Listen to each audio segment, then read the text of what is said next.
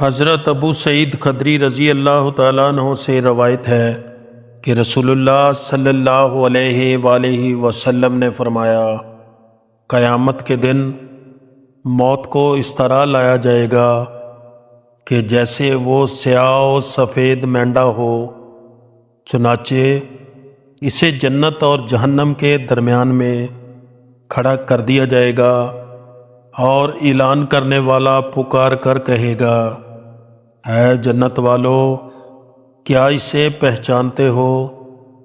تو وہ جھانکیں گے، دیکھیں گے اور کہیں گے، ہاں یہ موت ہے۔ فرمایا، پھر کہا جائے گا، اے جہنم والو، کیا اسے پہچانتے ہو؟ تو وہ جھانکیں گے، دیکھیں گے اور کہیں گے، ہاں یہ موت ہے۔ فرمایا، پھر اس کے بارے میں حکم دیا جائے گا اور اسے ذبح کر دیا جائے گا۔ فرمایا، پھر کہا جائے گا، اے جنت والو، اب دوام ہی دوام ہے، موت نہیں ہے، اور اے جہنم والو، اب دوام ہی دوام ہے، موت نہیں ہے۔